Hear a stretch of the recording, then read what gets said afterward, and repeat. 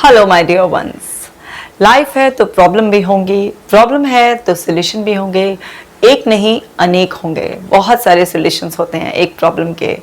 बस ये विश्वास रखने की ज़रूरत है कि अगर समस्या आई है तो समाधान भी उसके पीछे पीछे अपने आप ही चले आएंगे। तो आप समझ ही गए होंगे कि इस वीडियो में मैं बात करने वाली हूँ प्रॉब्लम सॉल्विंग टेक्निक्स के बारे में। मैं आपको बताऊंगी कि किस तरह से स्टेप बाय स्टेप आप अपनी प्रॉब्लम से बाहर आ सकते हैं। वो प्रॉब्लम कोई भी हो, आपकी इमोशनल प्रॉब्लम हो, आपके करियर में प्रॉब्लम हो, कोई भी हो, इन स्टेप्स को फॉलो कर कर आप अपनी प्रॉब्लम से छुटकारा पा सकते हैं। वैसे मैं आपको एक केस के बारे में बताऊंगी। ये केस है एक मदर का, जिनको इस बात के हमेशा ग्रजेस रहते थे कि वो अपने बच्चे को टाइम नहीं दे पा रही हैं, और वो सोच ही रही थी इन सब के बारे में कि कुछ नेगेटिव ऐसा उनके सामने आया जिसमें उनका बच्चा कुछ गलत आदत में पड़ गया था। क्योंकि वो अकेला रहता था और बहुत लंबे समय तक अकेला रहने की वजह से वो कुछ गलत चीज़ों को एक्सपोज हो गया था, जिसके नेगेटिव कॉन्सिक्वेंसेस सामने आए। तो मैं आपको पूरा समझाऊंगी। वीडियो को शुरू करने से पहले ऐप को डाउनलोड कर लीजिए ताकि प्रॉब्लम के समय में जो टफ टाइम है उसमें आप रिलैक्स रह सकें, क्योंकि इसमें आपको मिलेंगे meditations. Dear depression let's break up, जो कि एक मास्टरपीस है, उसे ज़रूर पढ़िए और लोगों को भी पढ़ाइए। तो चलिए वीडियो शुरू करते हैं। ये है प्रॉब्लम को सॉल्व कैसे करते हैं, उसका स्टेप बाय स्टेप मेथड। तो समझते हैं। Define the problem. सबसे पहले आपको प्रॉब्लम डिफाइन करना है। तो जिस लेडी का मैं आपको एग्जाम्पल दे रही हूँ, तो समझिए। अब इनको इस बात के कुछ ग्रजेस उनके मन में थे ही, शिकायतें थी अपने आप से कि भाई मैं अपने बच्चे को टाइम नहीं दे रही हूँ। तभी इन्हें पता चला कि इनके 11 साल के बच्चे को पॉर्न वीडियोस का एक्सपोजर हो चुका है। अब एक मदर जो ऑलरेडी कुछ गिल्ट में चल रही थी कि वो अपने बच्चे को अच्छे से टाइम नहीं दे पा रही है, उसके सामने इस तरीके की बात आई तो वो और ज़्यादा गिल्ट कॉन्शियस हो गई और ज़्यादा परेशान हो गई और अपने आप को ही कर्ज करने लगी कि मेरी वजह से इतनी छोटी सी एज में मेरे बच्चे को पॉर्न वीडियोस का एक्सपोजर हो गया, और वो इतनी छोटी सी एज से ही सेक्सुअल प्लेजर वाली सेक्स जो सेल्फ एक्टिविटीज़ होती हैं, मास्टरबेशन, उसमें लग गया है। सो वहाँ पर इनके अंदर गिल्ट बहुत ज़्यादा बढ़ गया और फिर इनका वर्क भी डिस्टर्ब होने लगा और अक्सर इनके हस्बैंड से भी फाइट होने लगी कि अगर मैं ध्यान नहीं दे पा रही, मेरा जॉब ऐसा है, तो आपको कुछ मैनेज करना चाहिए। आप आते हो घर पर भी लैपटॉप लेकर बैठ जाते हो, कुछ ध्यान नहीं है। इस तरीके की प्रॉब्लम्स होने लगी। और हुआ क्या, इनको बहुत ज़्यादा एंग्जाइटी रहने लगी, नींद डिस्टर्ब हो गई, ये सब प्रॉब्लम्स इनको होने लगी। तो सबसे पहले आपको क्या करना होता है, एक पेपर और पेन लेकर ही इस एक्टिविटी को करना होता है, तभी एक्टिविटी बहुत अच्छे से हो पाती है।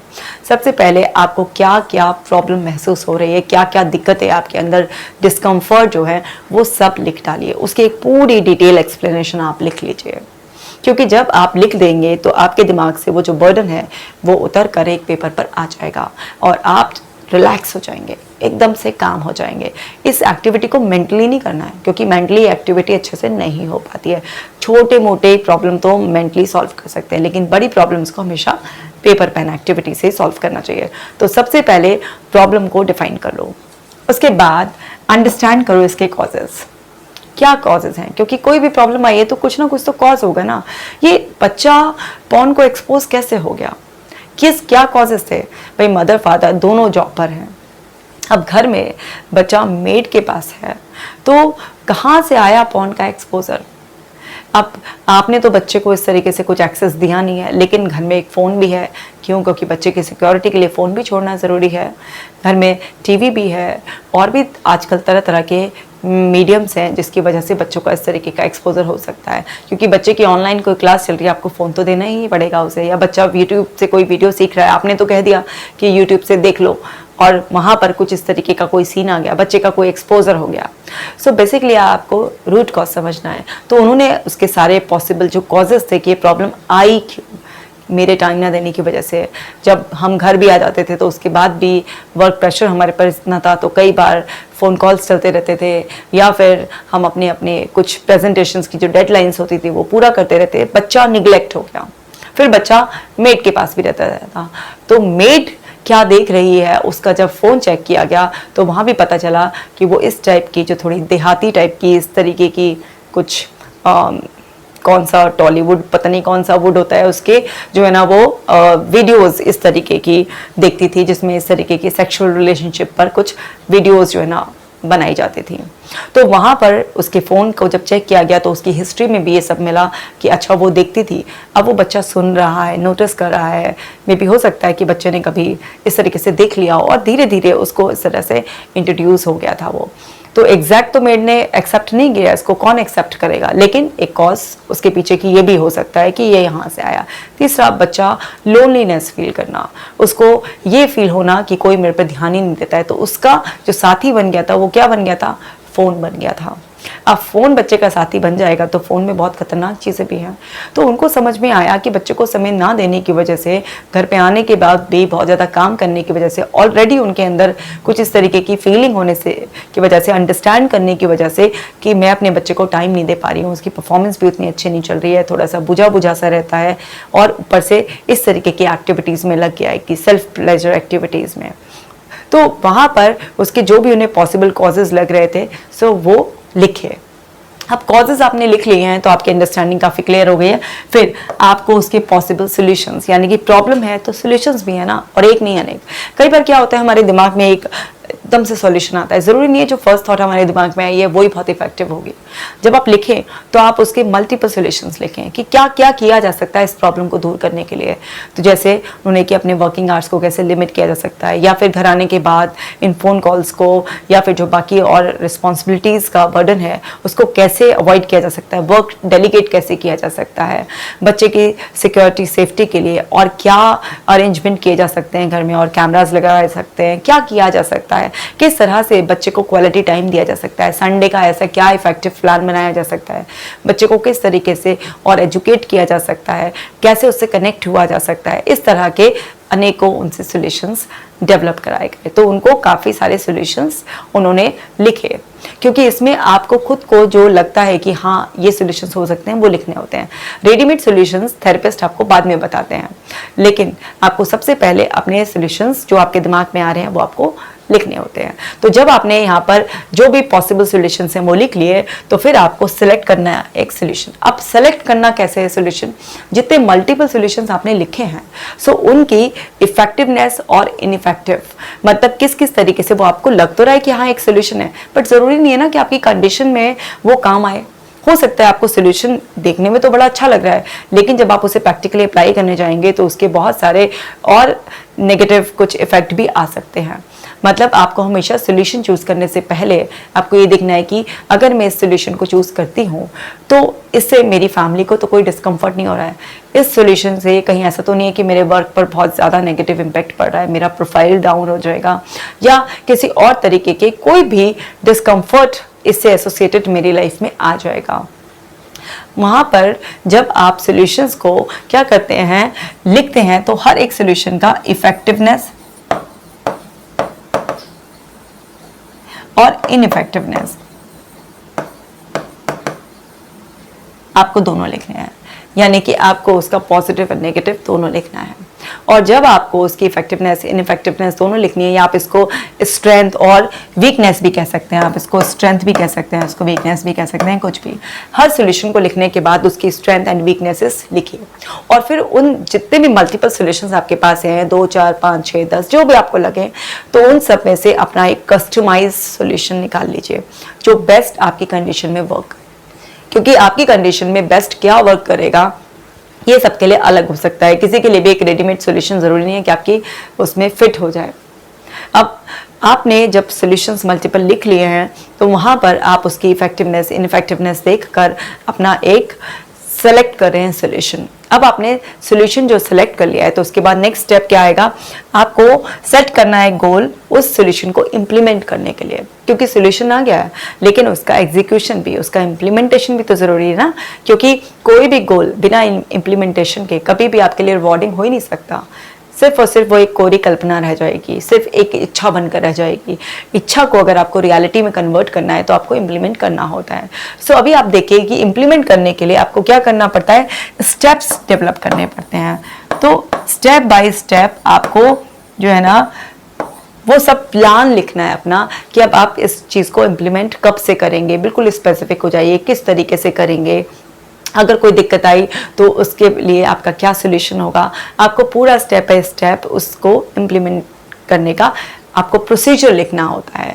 सो अब जैसे इनके केस में आप बताती हूँ, तो इनको बेस्ट ये लगा कि भाई मैं अपनी कंपनी में बात कर कर अपने वर्किंग आवर्स को लिमिट, क्योंकि मेरे हस्बैंड की कंपनी में ऐसा नहीं हो सकता, जो जिस प्रोफाइल पर वो हैं तो वहाँ पर अभी उनके में चेंज नहीं हो सकते, बट यस मेरे उसमें पॉसिबल है। सो अब उन्होंने अपने वर्किंग आवर्स को लिमिट कर लिया। वर्किंग आवर्स को लिमिट करने के बाद उन्होंने अपने गैजेट, जो उनके मोबाइल या उनका जो लैपटॉप पे वर्किंग था, उस सब को भी बिल्कुल नो कहकर, और उन्होंने अपने बेटे को पढ़ाने का शाम को टाइम निकाला कि मैं अपने बेटे को शाम को पढ़ाऊंगी, सोने से पहले मैं उसको कुछ अच्छी स्टोरीज भी सुनाऊंगी, उसके साथ एक टाइम स्पेंड करूंगी, और संडे तो कम्प्लीटली डेडिकेटेडली मेरे बेटे के लिए है। एंड उन्होंने घर में अपने कैमरेज लगवाए ताकि मेड की एक्टिविटीज़ पर उनको नजर आए, क्योंकि मेड को निकालना उनको सोल्यूशन नहीं लगा, क्योंकि मेड अगर को निकाल देंगे तो दूसरी मेड आएगी, एडजस्ट होएगी, और उस बात की भी क्या गारंटी है कि दूसरी मेड आएगी वो इस तरह की कोई हरकत नहीं करेगी। तो उन्होंने मेड को निकालना सही नहीं समझकर उन्होंने बस उस मेड की एक्टिविटीज पर वॉच करने के लिए और उससे प्राइवेटली इस तरीके से बात करने के लिए कि भाई उसका एक कॉन्फिडेंस बढ़ाने के लिए कि तुम उसके लिए एक मदर का रोल प्ले करना है। और अभी ये कुछ इस तरीके की एक्टिविटीज़ मैंने नोटिस की है, तो शायद ये तुम्हारा ध्यान नहीं किया होगा, इस वजह से ऐसा हुआ है, अदरवाइज तुम इसका बहुत अच्छी तरीके से ध्यान रख सकती हो। तो इस तरीके से उन्होंने मेड को भी पॉजिटिवली वे में हैंडल किया, और उसको हैंडल कर कर उसको और कॉन्फिडेंस बढ़ाया उसका कि वो जो मेड है वो अपना बेस्ट दे सकती है बेबी का ध्यान रखने के लिए। तो इस तरीके से उन्होंने एक कस्टमाइज इसका सोल्यूशन निकाला, और उन्होंने स्टेप बाय स्टेप इसको इम्प्लीमेंट किया कि मैं अब कब मौका देकर अपने बॉस से इसको बात कर सकती हूँ। फिर मैं इसको जो है ना ऑफिस से आने के बाद जो वर्किंग आवर्स हैं अपने ख़त्म होने के बाद अपने बेटे को किस टाइम पर पढ़ाऊंगी, उन्होंने वो भी टाइम जो आवर्स हैं वो डिसाइड कर लिए। उन्होंने संडे के स्पेशल प्लान बनाए कि मैं अपने संडे है अपने बेटे के साथ किस तरीके से इंजॉय कर सकती हूँ, जिसमें उसकी थोड़ी एजुकेशन भी हो, जिसमें एंटरटेनमेंट भी हो, हमारी बॉन्डिंग भी रिन्यू हो। और अगर वो शुरुआत में एकदम से मेरे साथ इतना कंफर्टेबल ना हो पाए, क्योंकि एकदम से उसका सारा रूटीन ही चेंज हो जाएगा, सब कुछ उसका चेंज हो जाएगा, तो उसको भी तो एक्सेप्ट करने में टाइम लगेगा, तो मैं पेशेंस रखूँगी। तो उन्होंने प्रॉपर कि कभी अगर मेरे को इमोशनल लेवल पर ऐसा होगा कि मैं डिसहार्टेंड ब्रोकन डाउन फील कर रही होंगी, तो मैं अपने आप को कैसे मोटिवेटेड करूंगी, तो उन्होंने पूरा step by step action plan उसको लिखा। अब जब उन्होंने पूरा स्टेप बाय स्टेप उसका सोल्यूशन को इम्प्लीमेंट करने का स्टेप लिख लिए, तो उन्होंने एक्चुअली इम्प्लीमेंट किया। तो आपको भी इम्प्लीमेंट करना है कि आपने जो एक प्रॉपर स्टेप्स लिख लिए हैं तो उसका प्रॉपर इम्प्लीमेंटेशन स्टार्ट किया। अब जब आप इम्प्लीमेंटेशन स्टार्ट करते हैं तो डेफिनेटली आप ऐसा तो है नहीं कि जैसा आपने सोचा था एग्जैक्टली वैसे ही रिजल्ट्स आ जाते हैं। तो शुरुआत में यही हुआ कि उन्होंने जैसा सोचा था उनके बेटे ने उनको सपोर्ट नहीं किया, क्योंकि वो कुछ गलत हैबिट में पड़ चुका था बच्चा।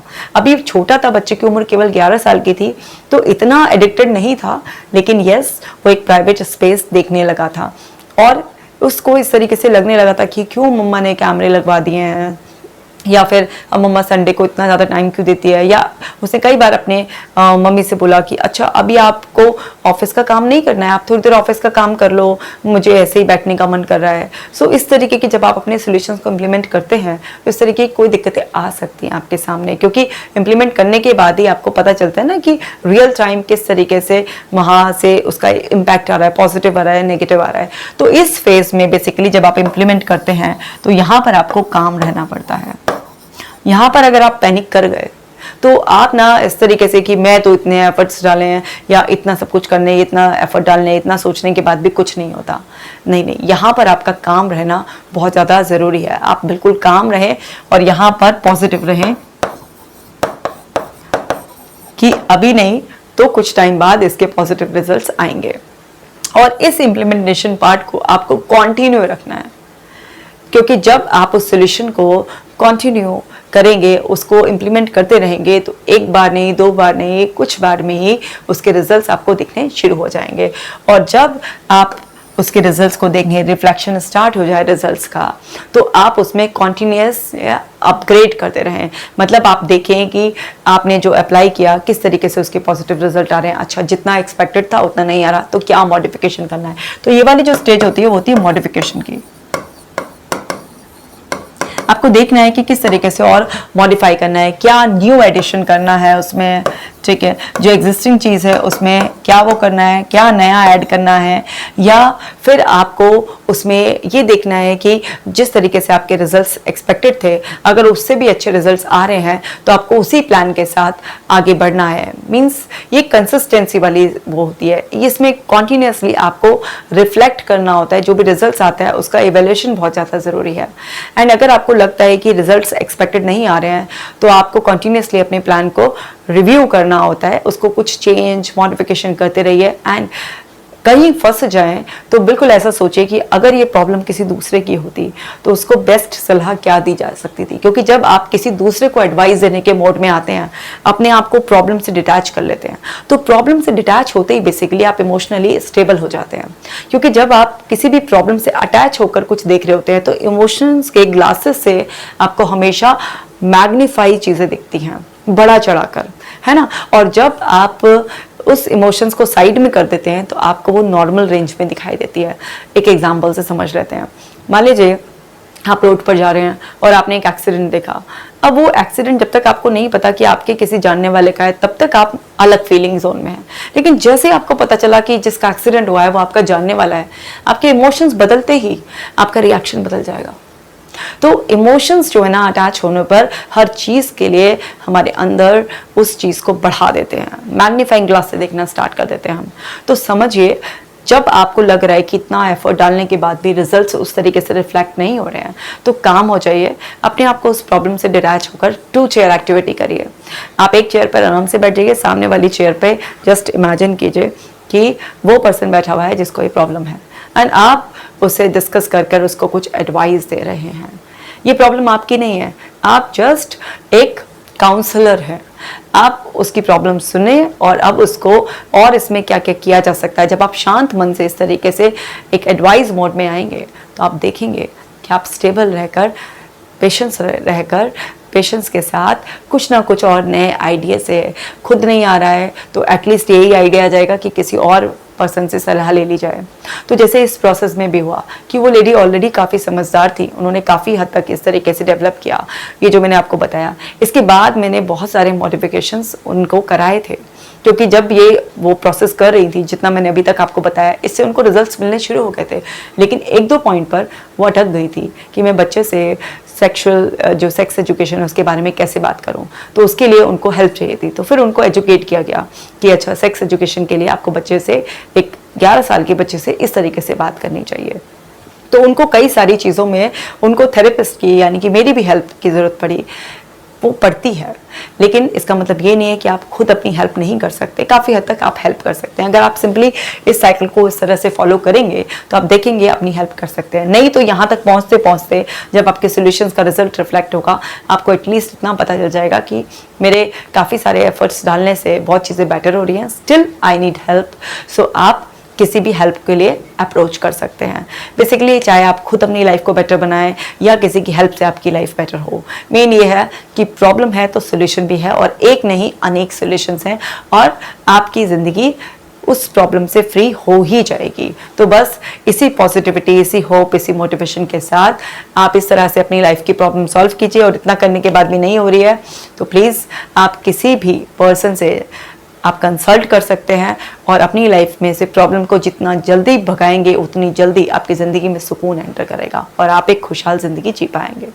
तो मेरा मेंटल हेल्थ मिशन जो है आपकी घर बैठे मदद करना, उसमें आप ही सहयोग कर दीजिए। इस वीडियो को शेयर कर दीजिए, हर ज़रूरतमंद तक पहुंचा दीजिए, और कमेंट कर ज़रूर बताइएगा कि आपको ये वीडियो कैसा लगा। मैं मिलूंगी आपसे अगली वीडियो में, और उम्मीद है तब तक आपकी प्रॉब्लम सॉल्व हो चुकी होगी।